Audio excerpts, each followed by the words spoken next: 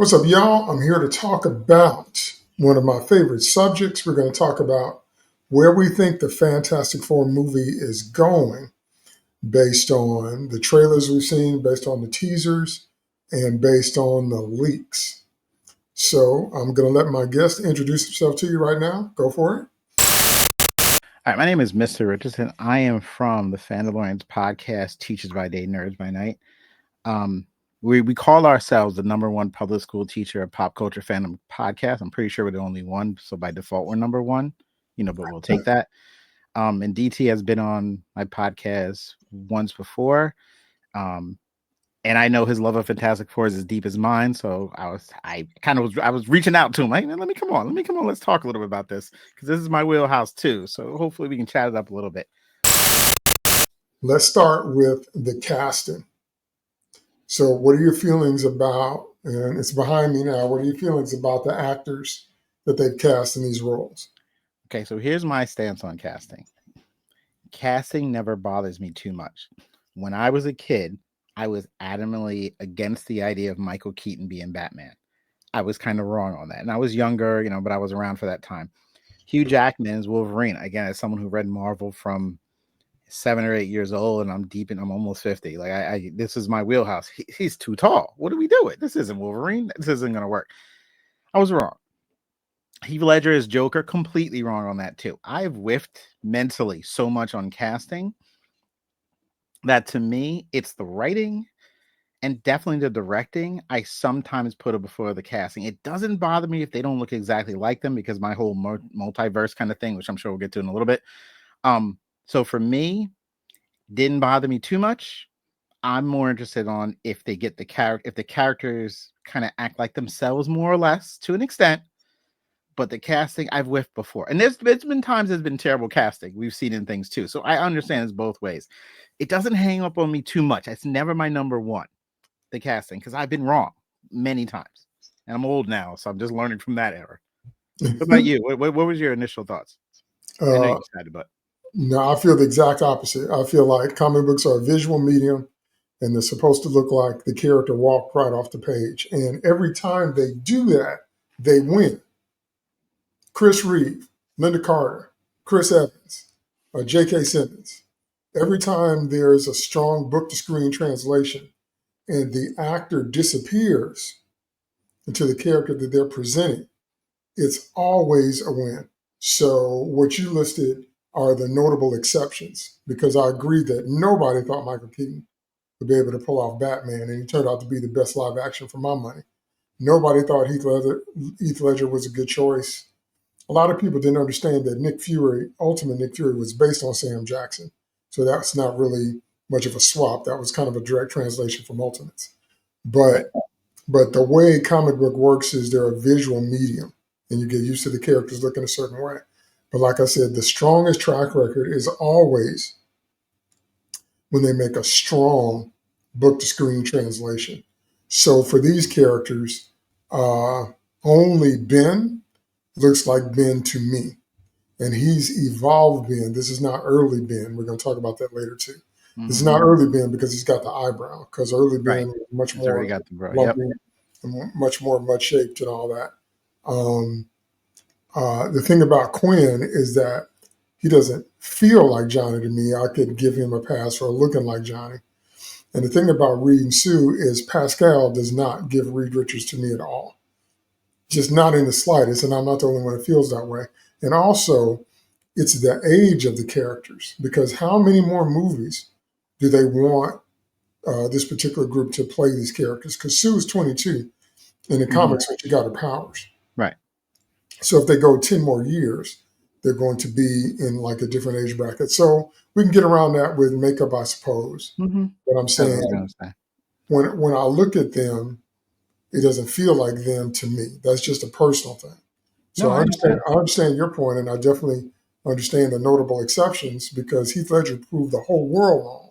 Mm-hmm. But most of the time, when it's something memorable that sticks for decades, is because it looked like the character walked right off the page and onto the screen. And Pascal is the standout. We said the same thing about Jessica Alba. because we couldn't understand why they couldn't find a Caucasian blonde actress. They had to find a Latina and give her these contacts and this wig. And even in Rise of the Silver Surfer, she herself said she was uncomfortable because it was just so bizarre looking. So the track record, from my point of view, is always when there's a strong translation. And I look at this always under the lens of the multiverse. I'll trip into it a little bit. They've established many times this is just an alternate reality. All this is alternate reality. They even went as far. I hate how they switched it, but they always went as far as to giving numbers. And for those who don't follow the comics well, they gave numbers for every reality in. The original comic reality was 626. They've recently called the MCU 626, but that wasn't it. When the Iron Man movie hit, the original number for that was 199999. That was like the MCU universe. And then the first Fantastic Four movie, the one with Chris Evans, the ones I think they did a great job with. It's just there's things I would fix, but I feel like the look and everything, it kind of had that vibe. 121698. Even the 1967 cartoon, which I know we both watched, has its own number. I was looking for it earlier just to be sure. So in my mind, okay, it's a multiverse. They're doing different versions of them. This is another version of them. They don't look exact. It's not the big deal. My problem is they don't act like the characters, because that's what drives me the craziest. But again, we all have our different points of view on it. I mean, let's see what they're going to do with this. I know that's where we're going now. It does seem like in the movie, Sue is a little bit more of a boss babe, a little bit more assertive, a little bit more aggressive. It does seem like, just from the trailers that we haven't seen it yet, it does seem like Reed, he doesn't come across as the smartest man in the world. He comes across as like Barry came across on The Flash, like he needs a pep talk. But again, that's just what we've seen from the trailers, because she keeps saying, we can do it, we can do it, we have to do it, we can do it, we can do it, blah, blah, blah. So that's not wrong or bad, but I'm saying I don't see him being assertive or aggressive or confident, except the one time at the end of the trailer, he says, we will protect you, but he doesn't say it with any confidence. No, not at all. And no, I'm sorry. You can finish. I'll let you finish. Sorry. And so, and then Quinn himself said that the womanizing Johnny, the confident Johnny, the bad boy Johnny doesn't really play with today's audience, which I disagree with. So he said this Johnny needs to be a little bit more sensitive to people's feelings. And when everybody read that, everybody was like, what are you talking about? And so in the trailer, however, that's not what we see. So maybe that is in other places. But and with Ben, I expected him to have the gravelly voice like Chickless did. Yeah. So that was a little bit off-putting when I heard him talking. He sounded just like. So then we get into, are his internal organs transformed or just his skin? If just his skin is transformed into the rock-like shell, it would make sense that his voice box would still be the same. Right. But the way they did it in the Albert Evans movie was you could see that his internal organs were actually rock encrusted, which would make sense then for the larynx and the vocal cords to give off a different sound. So I'm nitpicky like that. I'm into all them kind of I am too. I am too. Not on a different aspect of it, but I understand. I would do the same thing. I thought it. So yeah. So and then Kirby says she's obsessed with Sue's time as Malice. And Malice, as you know, is when Sue was possessed by Psycho Man and the worst parts of her character brought out. So basically, I'm just saying that for the people that don't know, because I know you know. No, I understand. Basically, it's the Dark Phoenix version of Sue Storm. Right. And she's a dominatrix, and she's got on these spiky bondage outfits. Yeah. I wasn't a fan of that storyline, but yeah. Yeah, way over the top. And Kirby said that's the part she's fascinated with, which just blew my mind. I'm like, really? So I'm saying, so again, we haven't seen it yet, but I'm saying none of that gives me confidence that their takes on the characters will be accurate. Like you said, are they going to act like you think the characters should act? First, sometimes, and I'm not making excuses, sometimes I feel like they get questions and they answer them a certain way to try and answer the questions, and they just get caught up in themselves. So, but we have to see it. I always say the same thing. I kind of have to see it to see how it goes. As far as the trailer goes, this trailer was, let's put it this way. We can agree that the one with Chickless and the rest of them was kind of like the best version I think we've seen so far, for what's holding the character. I think we both agree on that. We can also understand that they're not going to do the exact same thing. It may seem logical to do it, but you're not going to just run the whole thing back. It appears to me that okay, we need to tell this story. As I say on the podcast all the time, three things. You need characters, what do they want, what's standing in their way. And if you hit all three of those and the character part deepens into like how they act, do you like them, do you hate them, Breaking Bad, you're rooting against them, whatever it is, that kind of thing. If the character hits, good problem, something stopping them, you nail all three out of three there, it usually goes well. As far as what I saw in the trailer, I love the idea where it appears to me that they're going to go the route of the Incredible Hulk in 2008 or Spider-Man Homecoming, where we're just going to jump past them going up the whole transformation and skip into the action, which I don't mind, makes sense to me. If let's say we do 2 hours, we can't do 45 minutes of the rocket and the whole thing again. It's too much because we're apparently getting the Galactus and Silver Surfer. Let's cut the chase. So the trailer is selling a couple things. It's already selling the characters. It's showing them as a family. Even him eating the pasta or the testing, that's simple family stuff. They're showing clearly that there's a bond between these characters that's a little bit different from the Avengers type things. They're in family environments. Johnny's making the joke about them coming home late. Simple little moments there to show that there's a different dynamic between this group just in the trailer. So you feel like they get along a little bit better. Okay, we cut out the origin because we got to get to Galactus. There's a lot going on. Okay, I understand copping that part of it up. As far as Reed goes, to me it feels like they're going to be the Fantastic Four for a while. You can see there's fans. We don't have to worry about Ben out in public, everyone hating how he looks a little bit because now he's accepted. Where it feels like a world where they're at the top of the food chain. They've been doing this for a while. They're great, and they're going up against something they're not ready for. And Reed he made a mistake with the cosmic rays, is in that face, that look of like, this is a problem. Like, we're not prepared for this. That fear. I like that last line where he says, "We'll protect you," because you could see that he doesn't think they're going to do it. He thinks they're in over their head. I know Sue's trying to support him, and yeah, she's pregnant, whatever. And she's trying to support him. They've been at this a while, but the vibe I get is, listen, Galactus is deep. I've said this before. I think I told you in a text or whatever it is. I think they lose, and somehow they end up in a different reality because they don't win. Because there's so much cheering. Fans, the Fantastic Four, they're cheering. It's like, yeah, they're the greatest thing ever. You get that kind of vibe already. Like, they already did the Avengers moment. They've already saved the day enough. Like, this is their run. They've been saving the day since the jump. Like, everyone knows they're about that life. It's going to catch up to them. So that trailer felt to me like this is a family. They're famous. They're known. That it's going to open with that TV show where you can meet the Fantastic Four. They're kind of in like 6 minutes go over the origin. They're the people. They're the ones you don't have to worry about. Everything's fine. They're going to take care of it, and they're not. And the idea of the big family coming together, loving each other, and then for them to kind of fail, that's interesting, man. That's different. That's different than just running back what we saw in 2000, 2000, whatever year the first one was. That's the vibe I get from it. Mm-hmm. That it's a little bit more Galactus is in over the head. Because I read that comic with Galactus. They were in over their head.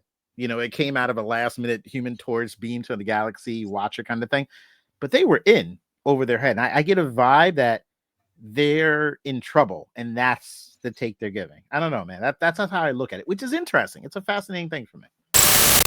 I think that's cool, but for me, it's skipping over all that character development that's an issue, because we skip over Ben adjusting to being the thing and being laughed at when he goes out and looking in the mirror. And there's a hint of it there, but and they kind of wink at Yancey Street. But part of Ben's whole arc is being that misshapen monster, and Reed's guilt over that, and him having to deal with, which the 2005 movie did incredibly, even adding his breakup with Deb and Deb giving the ring back. And he couldn't pick up the ring because his fingers are misshapen. That was such a powerful moment. So we skip over that. And so I understand what you're saying, but for an entry point, I said it the other day on Twitter, the first 100 issues of Fantastic Four should be required reading, as far as I'm concerned, by anybody making a movie, because those are just some of the classic best comic issues ever written. And so kind of jumping them to celebrity status. Also, if we skip over the idea that was Reed's desire to push them into space. And so they broke into the NASA or the rocket launch facility. They pushed past the guards. Ben was warning him all along. We might get a hint of that, but that's what adds the weight and the gravitas to what happened to them. Sue called him a coward, and that's what made him change his mind. And so they pushed to do something that Ben knew they shouldn't have done. Then they ended up paying a heavy price for it. If we skip past all that, then especially for normies, I don't feel like the weight of who they are is adequately represented. I understand what you're saying. That I'm not saying that I want another origin movie, and we certainly don't need to spend 45 minutes on it. I agree. If I ran the world, the origin would be in the opening credits. We would see Like the everything. whole movie and everything. Yeah. Yeah, we would see everything I just said while the music is queuing up, and it would take just a few minutes, and then that would put us in, where we are or whatever. But there's so many key developmental points See, that but even Sue not having her force fields when she first gets her powers, those came later. So there's so many key points that to me is what adds the weight to the team and their situation. And Reed, it was in Burns' run. I think no, it wasn't Burns' run. I keep forgetting who it is. But when Reed said the reason he made them celebrities was because he knew they'd be freaks if they weren't. mm-hmm, So powerful. mm-hmm. So I'm saying if we just nix all that, All those points need to be there, and they will be there. My thing is, because I've read the Fantastic Four years like you, they were famous, but behind closed doors, this kind of drama still went on. Ben's still not happy. So I see this optically as, again, you're not cutting that stuff out. But the general public, I took a photo of at the holiday with my family. No one knows the drama that went on before that photo was taken or the drama after. You know what I mean? not the picnic picture. You know what I mean? You know what I mean? I do. So the idea that they're doing a show, they're famous, we love them, we love them, we love them, but behind closed doors, Ben is still mad about what happened. He can still dig into it. He digged into it in issues. When we first started reading, it's been around 10 years probably prior. I was born in the late 70s. I see all these things, all these points about him still being upset because let's say they're on some sort of talk show at some point. They kind of made that in the trailer abundantly clear. Maybe towards the end of the talk show, he's walking away and someone looks at him weird, and you could see in his face that hurt. That even though he's famous and they're at the top of the food chain, everyone loves them, he's still getting that look.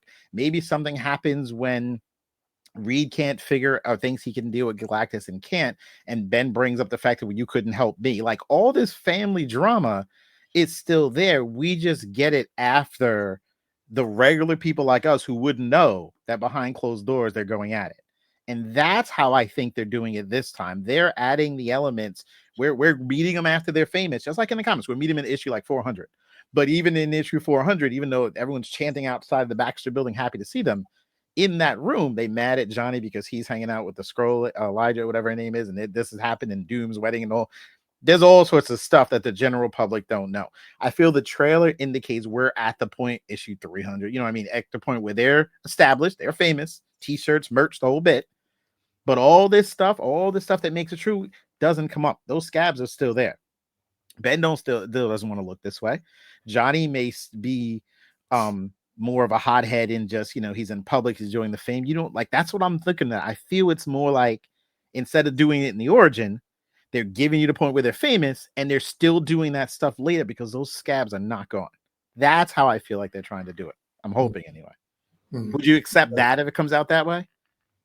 Because Ben never got over it, man. He's never getting over it. So it can keep coming up. It's just, and then you get behind the scenes like, oh, wow, these people really have trouble. It's like a real family. Behind the scenes, there's drama. And that's what we'll see behind the scenes. That's what I think they're going to try and do. That's got to be done well, though, again, to give it this. Listen, you got to work at it. You can't do it the way from before. I'm sorry, go ahead. Right. For it to have the sufficient weight to understand what the accident and transformation did to each one of them. Right. So that's really got to be done right. But if it's more on the subtle tip or if it's more on the as we go tip, maybe but again, there's a difference between something's not good and something's not the way I would have done it. Because I definitely would want to see Ben's evolution. What's clear from the trailer is that we're dealing with them over a clear period of time because Sue is pregnant at one point, then she's real pregnant when the Silver Surfer shows up, and then later on, when they come back, she's delivered the child. So there are different time periods that they're going to show in the movie, and so again, if they're kind of glossing over or just hinting at or just dropping off a little bit of that history or whatever, then that might feel a little bit empty to me. Mm-hmm. Now, one of the things that I think they've tried to do, and again, we haven't seen it, but it seems like to me they tried to create a visual palette that's unique. But in so doing, I mean, you're a teacher, you know how we learn things. When your brain is introduced with new information, it searches for something it knows and tries to relate it to something that it doesn't know to connect it to. Mm-hmm. With them trying to be retro 60s, but not our 60s, plus the Jetsons, plus them powder blue and white costumes, which I can't stand, and it looks like it's in a fish bowl. So visually, to me, it feels just like Snyder's universe did. There's so much in there that pushes me out of it. It doesn't make me connect with it. That could just be a personal thing with me. But I don't feel like I'm immersed in the world because there's not enough real world anchors of any kind to make me feel like I'm in that New York with you. Now, a piece of content that did what I'm talking about perfectly is Batman the Animated Series. That was completely 1930s retro. Them Mm-hmm. cars were retro. They had Gatling guns with the Mm-hmm. sound effect. That was completely retro. Even the architecture of Gotham. But Yeah. at the same time, Batman's tech and the things that were happening felt contemporary enough to where you felt like it could be. It was almost timeless. This feels so specific and so much of a conglomeration of different things until it doesn't feel like there's enough of a real world hook for me to feel like I'm in it with you. I feel like I'm watching it through kind of that fishbowl kind of glass, whatever. I was thinking about that in terms of when I watched it. I watched this trailer many, many, many times, especially the last trailer, which is more of a story trailer. Mm-hmm. Um, I saw what you're saying. I didn't see any of the non-fantastic for the regular people looking in like this. Is, I don't know unless I missed it. They were part of the advanced world. Most of the advanced stuff was tied to the Fantastic Four characters, whether it was the car, the aesthetics. They look like when they were out front, it was looked like a regular kind of like city landscape. It didn't look too far off, but I do understand using the 60. It's a weird choice. I figured they wanted to look different. That's why I'm believing that they're not going to end up. They're not going to stay in this universe for long and end up in, I want to say ours, but the MCU where the aesthetics, the colors, the things like that don't work. I know in the original cartoon it was bright blue, right? So they're trying to tie into that blue. I don't even like how the outfits look. Yeah, it's not that. It's not that bright. It's a It's a different kind of, yeah, yes, that's true. yeah. It just looks like they're even out of place in their own world, despite the fact they're supposed to have advanced technology, things like that. It's read that kind of thing. Um, doesn't bother me too much. I want to see more of it. Like you said, we've talked about this a few times. We've said we haven't seen it yet, but I understand it does have that weird, like you're watching something. Yeah, the fishbowl is a good way of explaining. Honestly, it just looks like you're looking at something that doesn't look right, looks off, like they're making an aesthetic choice that's just different. But will that play into what happens later on, like when the aesthetic of the world gets fallen apart and broken, like this futuristic society, or I won't say society, but just their world is now crumbling because of Galactus and everything else? Could the fact that it looks so different, as in it's a beacon of hope to the people, look at that building that's so different compared to everything else around it, Fantastic Four, those are the people. When that building falls, that whole world crumbles, and the building, obviously the metaphor for that. That's why only I can think why it looks so aesthetically different from just, I don't know, Avengers Tower kind of thing. But we're gonna have to see what they do. I feel like it has a point to the story. I'm just not sure yet, or Well, maybe not. like you've heard me say before, I think you've thought about it more than they did, but I could be wrong. So we'll have to see. I think deeply. We need to write the next one. So Right, right, yeah. It feels like because while you were talking, I was thinking about. It feels like watching it on your grandmother's TV set. Yeah. And Yeah. if that's what they're going for, okay. But I'm What? saying Why? it's not right. It's not our 60s.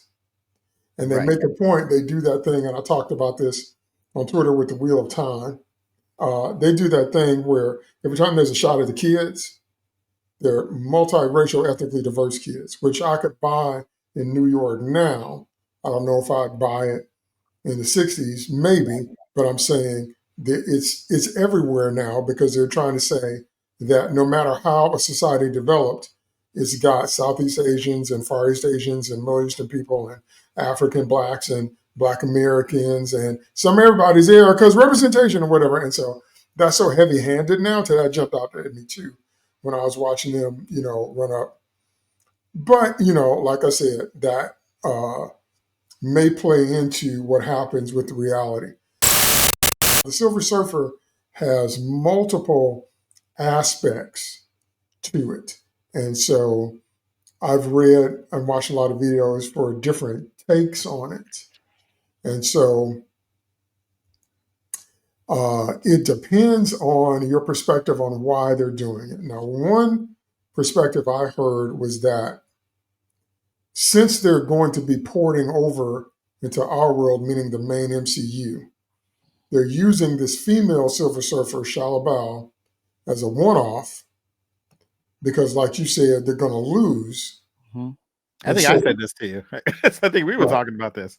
right, no, but more than one person has said that, and they're going to lose, and so she's going to either turn and fight Galactus. They're going to convince her to fight Galactus, but they're still going to lose, and then that's how they're going to get over to our world, the main MCU, or they're not going to turn her and they're just going to destroy everything and they just kind of run away. And, it's kind of PTSD when they get here. That. And so making her female is because they're going to get rid of her. It's going to be a one and done thing. And we're going to meet Norrin Rad later. The issue with that is it's not going to have the same impact. Even people that don't read comics know that Silver Surfer is a dude. So even beyond the people, even into the normies, they're like, why are they doing that? And the CGI doesn't look nearly as tight as it did in Rise of the Silver Surfer, comically so. And so some people are saying that it's woke, meaning they're just gender swapping for the sake of gender swapping. If it has a story point, that needs to come out in the movie. And if it's because she's a one-off character to set us up to meet Norrin later, that's one thing. But if they actually gave her Norrin's origin, then it might lessen the impact when we meet Norrin. And also the last thing I'll say before I throw it back to you is that the reality in which she becomes silver coated, because Shala Bao is never actually the Silver Surfer. She becomes silver coated with Norrin in Earth X. Norrin is still the Silver Surfer in Earth X. It's just that she's with him, but she's not the Silver Surfer. Now, there's a version, as we know, Juno, that was a Silver Surfer, but they've said clearly that Julia Garner's playing Shala Bao. So it's like somebody asks you on a date, but you ain't sure why. You ain't sure why they asked you out, but you're like, huh, why are they asking me out? Like, what's up with that? Right. And it feels like that. And some of that is just our post-traumatic stress from being burned so many times by the bait and switch. The Hawkeye show was about Kate Bishop. If you watch the intro, Hawkeye's not even in the intro to his own show.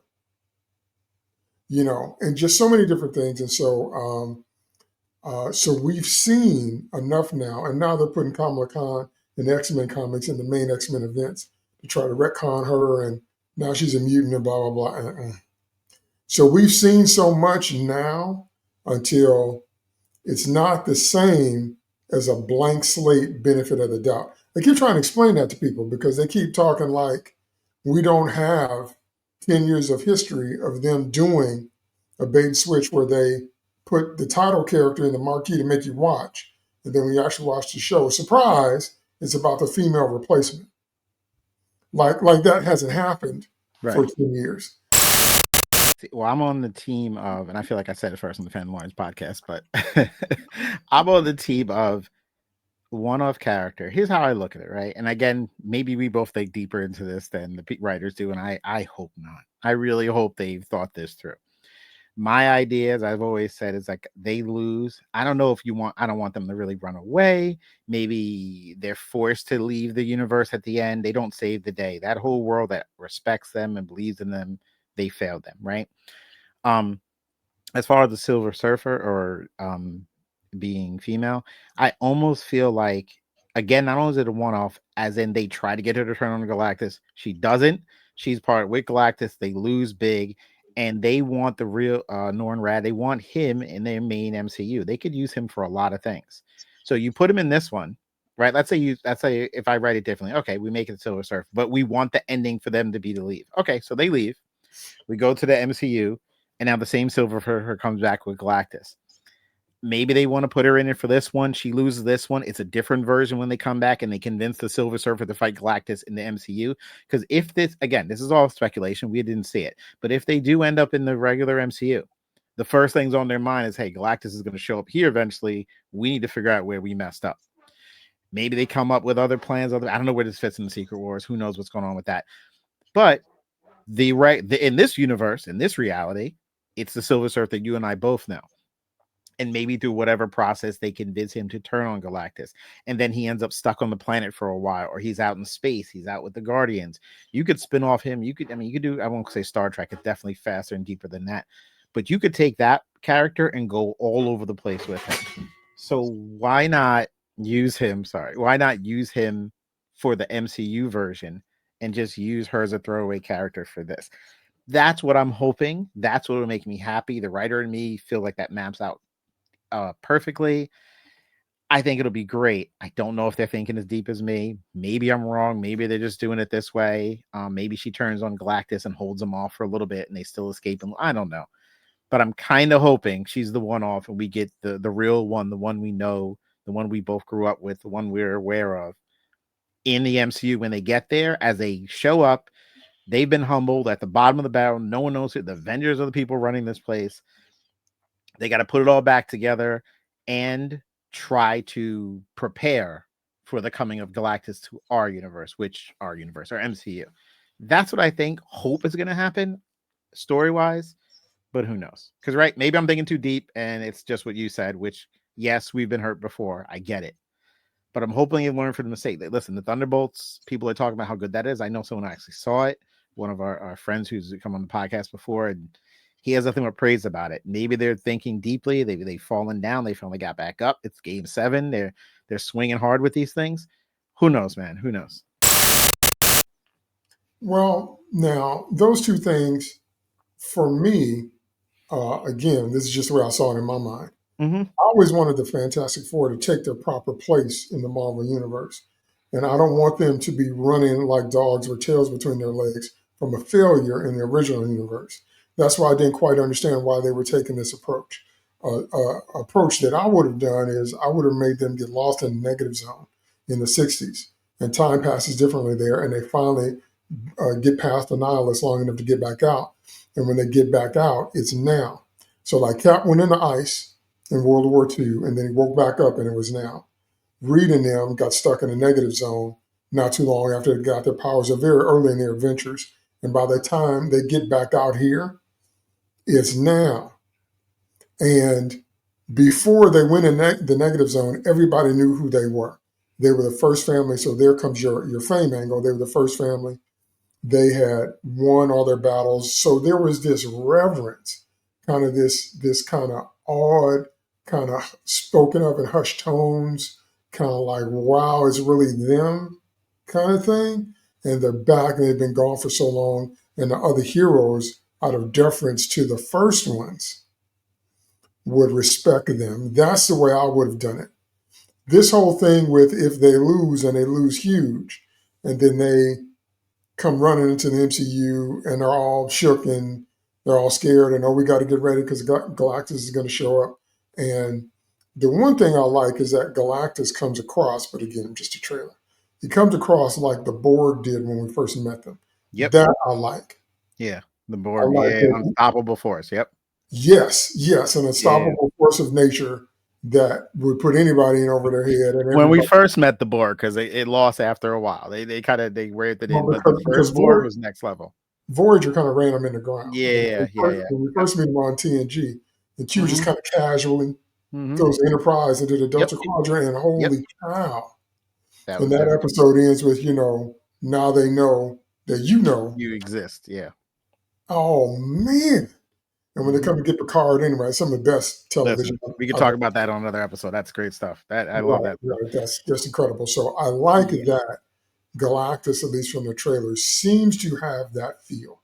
I really, really like that.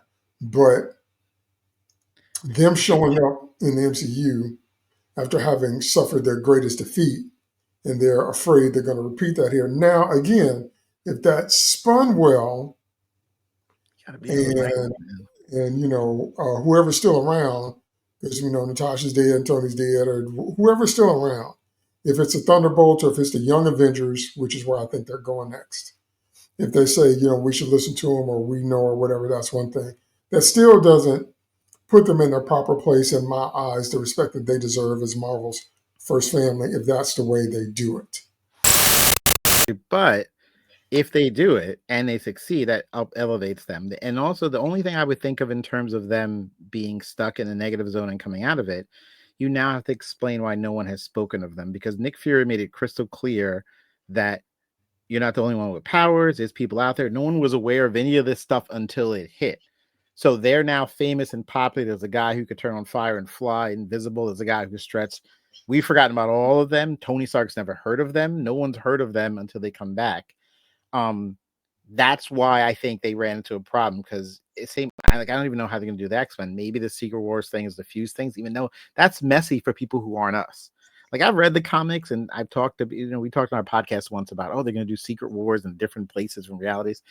That's a hard pill to swallow for my dad, who never read the comics. He loves seeing these movies, but explaining Secret Wars to him the way it was in the comics, not the Hickman version, not obviously the first one, the Beyonder, even if he married the two, that's a hard sell for. And you have to understand, and I tell people to understand, like, they have to sell this to an audience that doesn't read the comics too.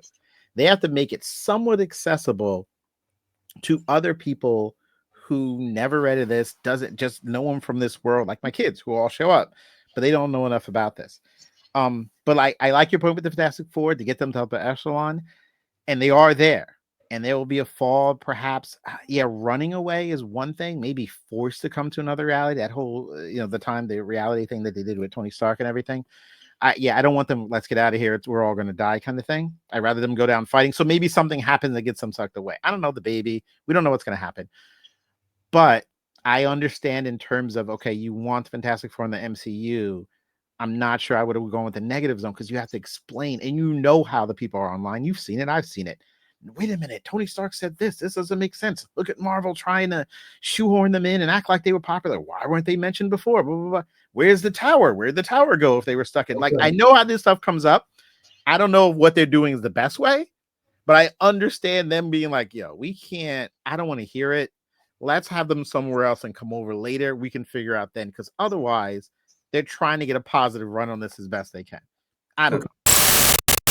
know. Okay. Okay. So let me say Go. very carefully. I agree with you, but Marvel does not care. Wait, about which part though? I agree with you that Or what they it, don't care about? Go ahead. I agree with you that it would raise questions that need to be answered.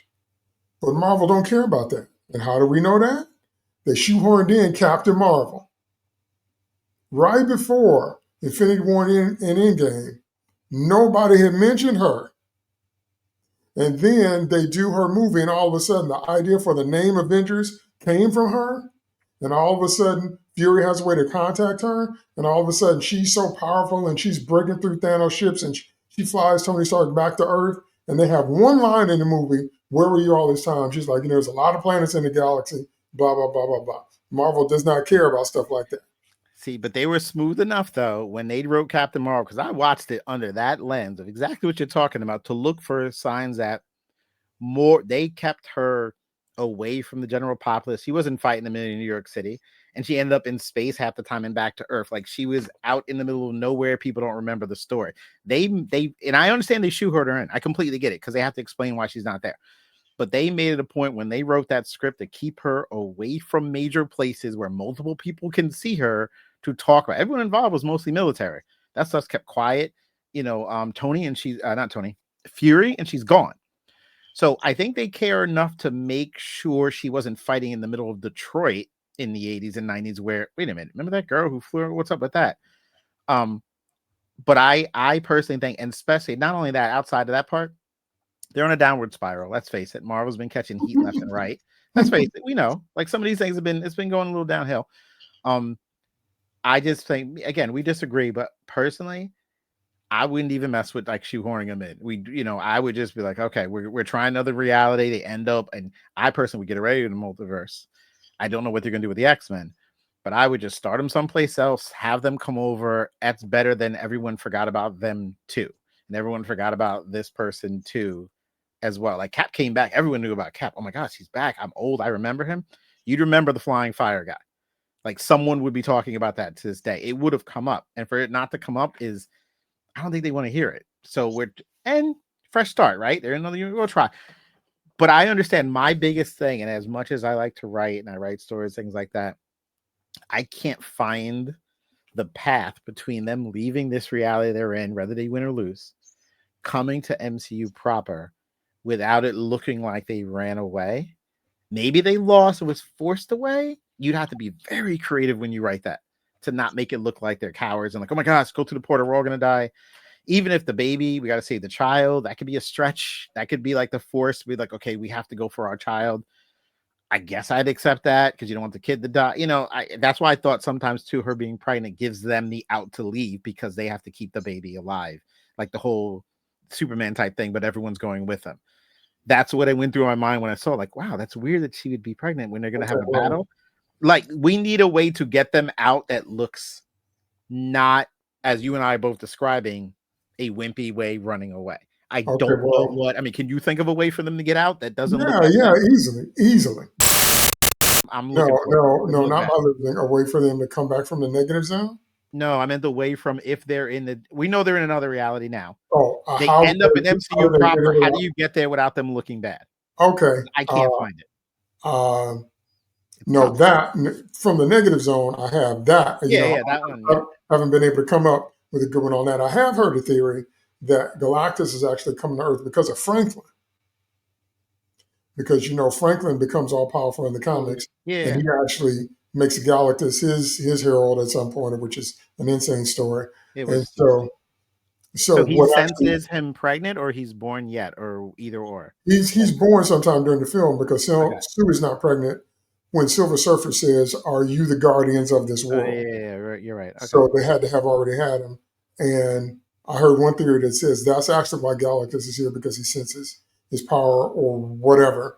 And so, no, I haven't been able, the negative zone way I figured out, but I haven't been able to figure out a way yet to get them from their world.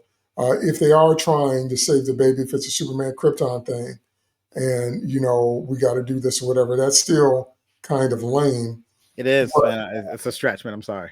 But the other thing you said is really, really easy, because it's just like when I find young people that don't know who Michael Jackson is. I find young people that don't know who Prince is. And I remember when I was talking about Michael in his day, and my father said, "That ain't nothing." I said, "What did you say?" I said, "That ain't nothing. You ain't never seen James Brown." I said, "Damn, what are you talking about?" My father showed me some footage of James Brown in his prime, and I was stunned. I was standing there with my mouth up. My dad started laughing. He's like, "I told you." And so when we're talking about legends of the past, legends of our parents or grandparents' day, there is, especially with the way America works, a lot of these young people would have no idea who we're talking about. So that to me is not a leap. If you had heroes that were popular in the 60s, even if they were well known, Captain America was a symbol. He was a propagandized symbol that they put up front in the front lines of the war all the time, which may or may not have been true for the FF. But if they were prominent in that day, there's absolutely no guarantee that people younger now would have any idea who they were. So for me, it would just take a few scenes of older people saying, I remember them. And I remember the first time they said the planet and all that. And all the Avengers could be quippy about, why didn't, Thor could come in with a line about, yes, we knew them and I almost came to Earth the first time because we saw them, but they disappeared. So we stayed out of it. There's all kinds of ways you can do that. And then let me also say there's a very subtle thing that happens in Winter Soldier that is another sign that they don't care. It's the most, you have to think about it to see it. When Black Widow is describing Winter Soldier to Cap, she's like, he's a ghost, he's a legend, he's a phantom, he's got so many recorded kills. Nobody knows who he is. Nobody can find him. Nobody's been able to take him out. They go from that to Bucky fighting him on a highway, out in the open, to Bucky fighting Nick Fury out on a highway in the open, to all of a sudden he's this covert operative that's only spoken of in whispers, to all of a sudden he's just so careless, he's just taking out cars, he's on the highway, he's all different kind of stuff. And it's like, it's a complete contradiction in the way he's operated up until that point. I thought they primarily used him though because Fury and them were getting a little too close to the operation, as in unleash him to wipe everyone out. That's what brought him where they just let him go versus the covert stuff anymore. Like we've reached the point where Fury, I have to rewatch it, so I don't remember it as well. But I always thought, But you because I understand remember what I'm that line. saying. I've watched this thing numerous times, and I remember Yeah. the part about how he was covert. And I thought the escalation with oh my gosh, was it Hydra coming forward, Fury kind of being a little involved, knowing what's going on, like things were turning the wrong way. They were like, all right, just let him out, let him take these people out. And But they they were fought, making their big move, and he was their big piece. So they but no longer they was fought in going the covert. streets with cameras in a helicopter, remember? And they were going to shoot Cap. And Romulo said, not here, not now, not on camera, remember? Yeah, So, and then by the time we get to Civil War, the entire world knows who Bucky is. yeah. They said, identified as one James Buchanan Barnes, a Winter Soldier. So it's this complete character reversal from, it's like that time that spy from the U.S. got outed and she'd Right. been working for a spy for years, and then somebody spilled the beans on her, and so she had to fess up and all that. But I mean, it's just such a complete reversal from the mythos built around him until that's what I mean when I say Marvel doesn't really care between that and Captain Marvel. So I could completely buy them being popular in the 60s, them going away and coming back, having older people remember them. Young people have no idea who they are, but the people that did know about them and know about them from their parents would speak to them and about them with some kind of reverence. But having them get out of this universe Yeah, but because Galactus eats it, and so they come here scared that history is going to repeat itself, and then we meet the yeah, real Norn, just feels like such a, I don't know, it feels and like a maybe demotion from them and being also generals to maybe being foot soldiers again. and maybe they won't even fight Galactus in our unit in the MCU. But you have to look at I think about the fact too that they may want them to face Galactus with a whole bunch of these other heroes just pulling up and showing up. Because technically, if a giant man starts walking in the middle of the New York City in the MCU, someone other than Fantastic Four should deal with it. And this separate universe gives them a chance to actually take him on one without other people getting involved. That could be part of it as well, And that's a good point. because then you can't really tell that story in the MCU because Shield is going to get involved, especially New York City. At this point, you shouldn't even live there. At this point, you should go to Chicago. You're in Chicago, right? You get out of here. You can't stay here. I mean, I'm on an island. It's weird, but that's also part of it. I think it's trouble that it's hard to tell that story, And then I heard today that they're apparently during the again rumors. We're spitting as many rumors as we heard right now in this thing we're doing. Um, during the opening credits will be like little scenes and clips of them battling other things they've beaten in the past, in terms of like, or even if they're doing that talk show, as in a still or an image of them fighting the Mole Man or other characters, other villains showing, the progression of who they dealt with. I heard today that might be in the opening like you said with the Hulk and things like that, like the opening part of the movie, showing how they've succeeded multiple times. But you're telling that story, Galactus, toughest out in the MCU. Thor has to show up, like regardless of what he's doing. Some of these other characters can't. I mean, they just beat Sentry. If they beat Sentry in the middle of New York City, now Galactus shows up and no one else shows up because they were just there for the set. You know what I mean? So maybe they're telling it that way. I don't know. I'm kind of like, I'm good with them in another universe coming over, but I don't know how they get there without them looking bad. I agree at that point. So that's the part I haven't figured out yet. But Who do you think Malkovich is playing? Because I think he'd be the perfect red ghost, but he also is probably Alicia Master's father. He's probably Puppet Master. I was thinking Puppet Master, and that gives them. I was thinking. I immediately thought Puppet Master, which gives them something to do before they get to Galactus. Because if Galactus shows up, he's like the final boss, right? He's the end of the. Right. He's Bowser, right? You're at the end of the castle. He's the dude. So if he's walking through New York City or their version of New York City, that can't happen like 20 minutes in, right? I'd say that you need something for them to deal with while the threat of Galactus is looming. Maybe the server shows up, cause a problem. Like there's stuff building, including the family tension they're showing after the fact, all this other stuff. And then I started thinking, okay, who's a character that has, for lack of a better term, a bunch of minions they can throw at them so they can deal with? And maybe Reed gets over thinks he has a handle on the situation with the puppet master, and he managed to pull it off, but it was kind of close, and they were like, yo, I'm not sure this is we build a little tension there because Reed thinks he's got it all wired and it doesn't work out for Glad. Like we can build a story there. So I thought Puppet Master, because he can make versions of the puppets, different things, inanimate coming alive, battling the Fantastic Four, to, I won't say, the easiest way to say it is keep them busy for 45 minutes, show the inner light, how the team works together, the drama, the fans loving them, but the tension during the battles, all that. And then Galactus hits before they have a chance to catch their breath. That's why I agree with you. That was my immediate person, because the Red Skull, not the Red Skull, Red Ghost. Red Ghost, you're limited to what he can quote unquote throw at them.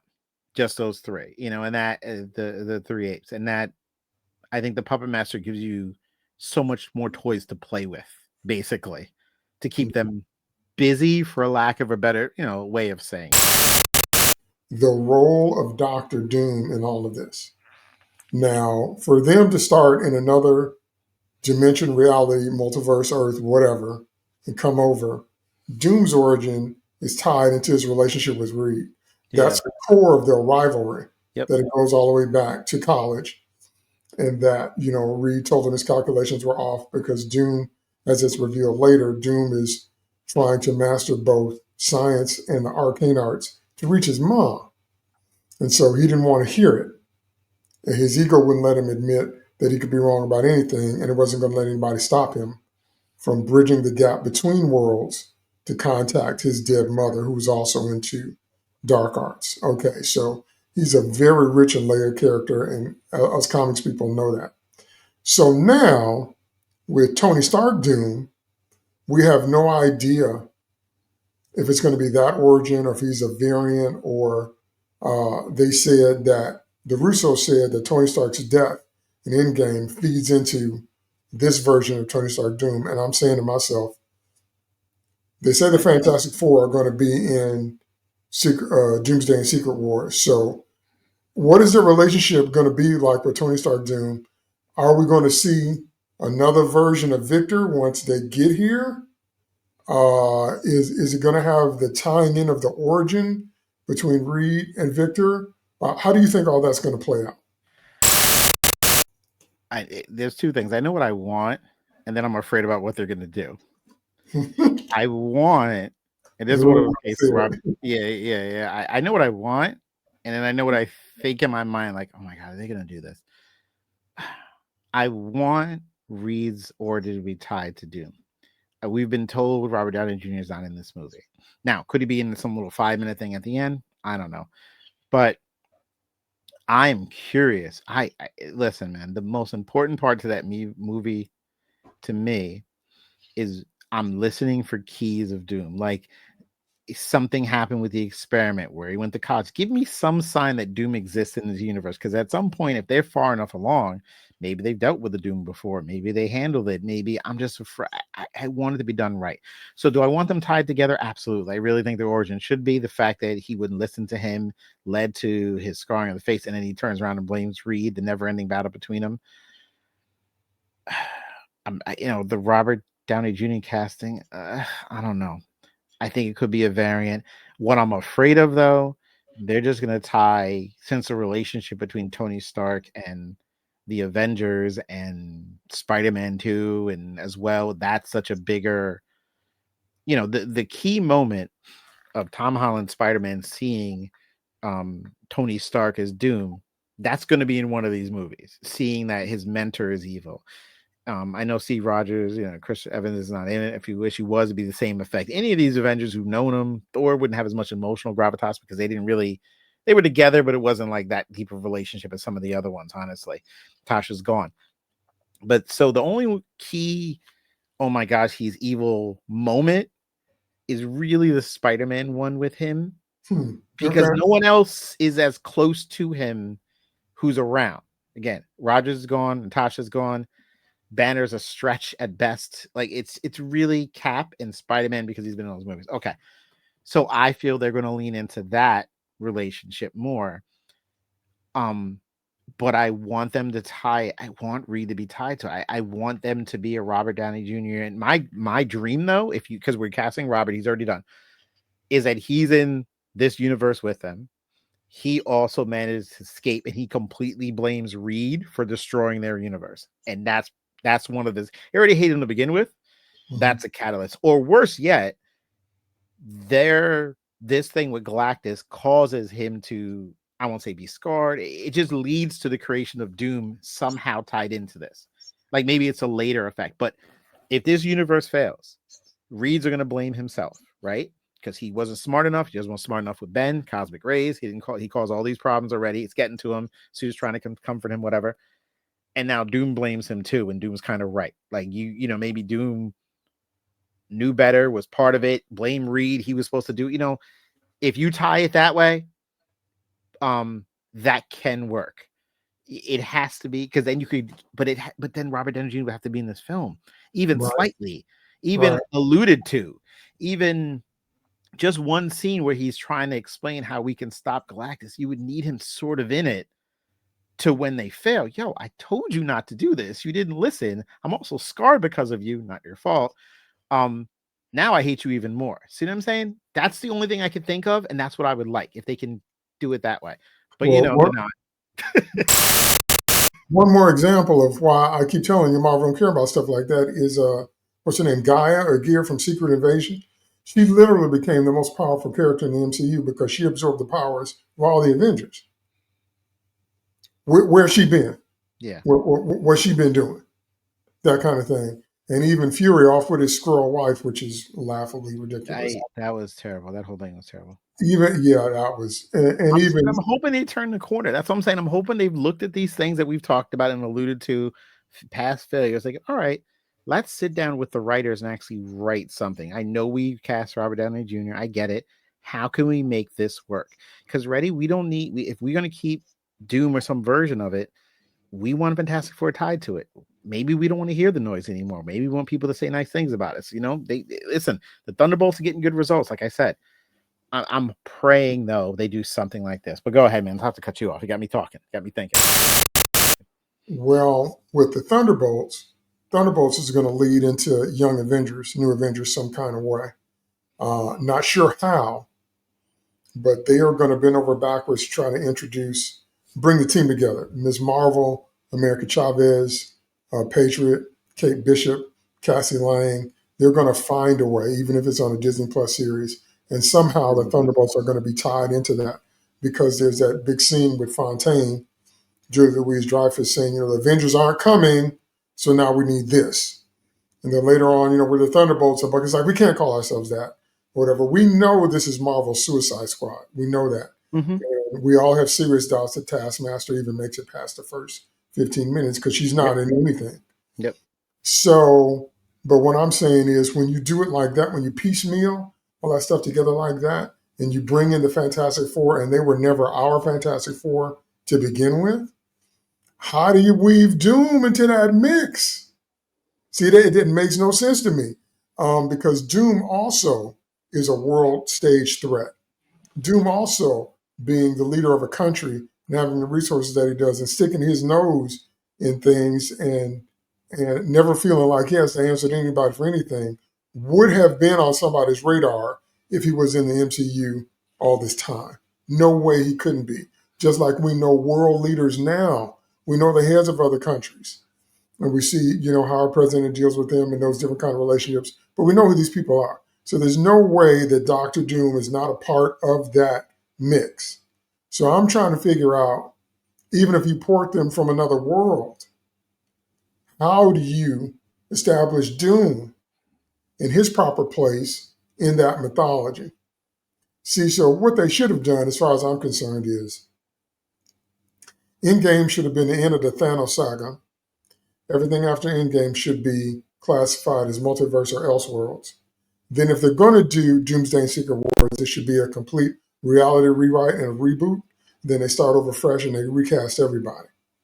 That's the going scorched earth, if you will, is the easiest way to solve all these problems. That's what they were kind of trying to do with the Flash movie on the DC side and Flashpoint, but basically saying that that universe got wiped out and that a new universe was established. And then you can tell these stories. But what they're doing now is it's leftovers from the Thanos saga, and then all the Disney Plus shows in the middle, and then now we're introducing this.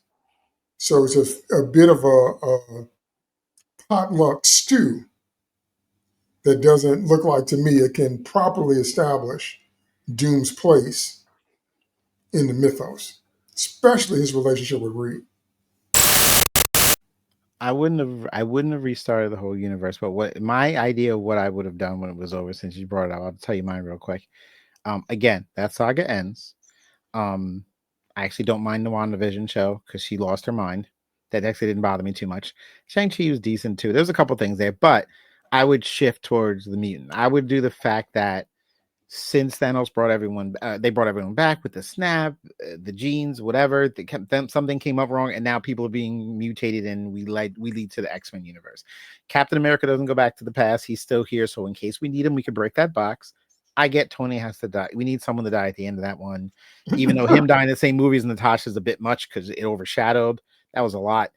But I would just went down the X-Men route and then push towards Avengers versus X-Men at some point, which would have been big, and that's the kind of route I would have went moving forward. I'm not a fan really of the multiverse. I mean, it's just kind of like it's a hard sell for one thing I always say, on our podcast, a Fandalorian shameless plug, on ramp.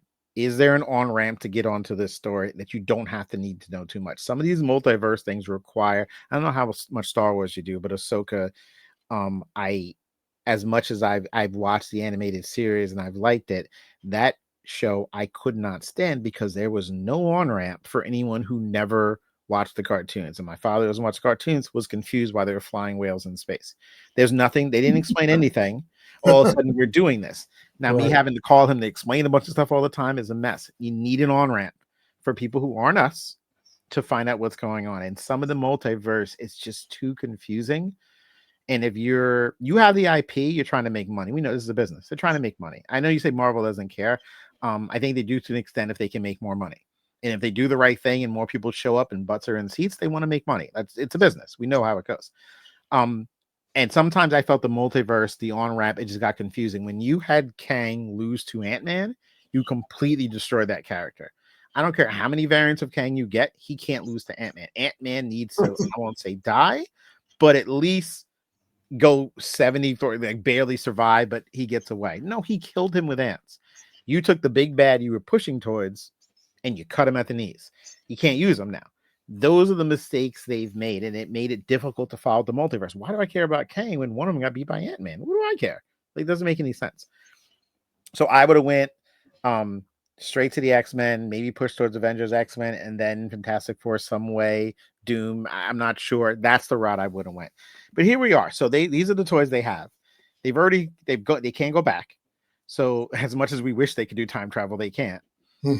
So now they're trying to maneuver everything together as best they can. I want this Secret Wars and Doomsday, whatever, to wrap this up, put everyone in the same universe, and try to move forward. And maybe don't play with some toys anymore. We know they're out there. Thor's doing something somewhere. We don't have to check in all the time. Let's move forward with some of the other IP that they have that I think they can make money with as well.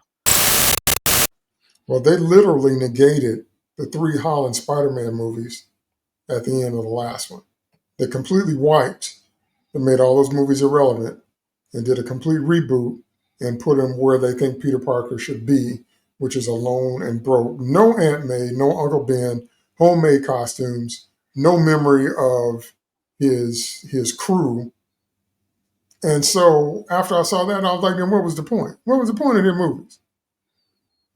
So that's what I mean when I say that's why I personally would go scorched earth. I would wipe it all out. And even if you keep some of the same actors, I would do it like they did it on the CW Crisis, where they would realize they're in a different world, that part of the mystery would be what happens to merge the universes. And some people retain their memories and some people don't. Some events happen. That's still a mess. That's what DC did with Yeah, Rebirth. it was a mess on that one too. Yeah, That's still a mess. It's still a yeah, mess. But if you're not going to, you have to do kind of a clean break. If you're not going to get rid of everybody and cast everybody new, and you're going to keep bringing Jackman back, and you're going to keep Holland, then you have to find a way to explain the new situation with the old actors. So a Flashpoint style or a Crisis on Infinite Earth style event could do that. It's still a mess, but it's something I would buy if reality itself is rewritten. and I'm assuming the Secret Wars Doomsday is that version of Flashpoint to make the mess, but maybe clean it up. That's what I'm assuming they're going for with this. And it ends up with everyone together. So maybe the Fantastic Four don't end up in our MCU right away. Maybe they end up in this whole Doomsday Secret Wars war.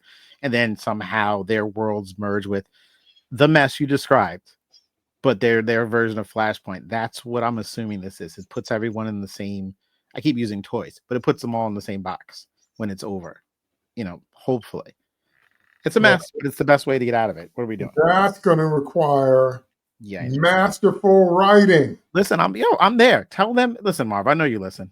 Call me up. I'm a teacher. I have some time off in the summer. Call me too. Yeah. DT's coming with me. The two of us are gonna pull up. We'll fix this whole thing for you. Nice Fix and the easy. whole thing up. Take care of it. No problem.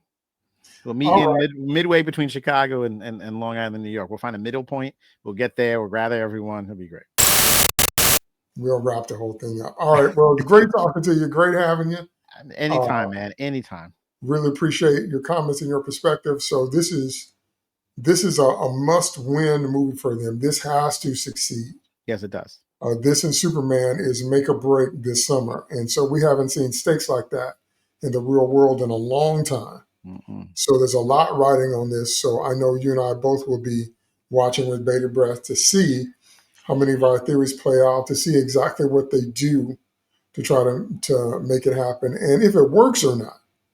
If it works for normies, if it works in general, if it works for comic fans, or if it's just another level of mess, and they just kind of shrug their shoulders and be like, oh, well, that's what you get.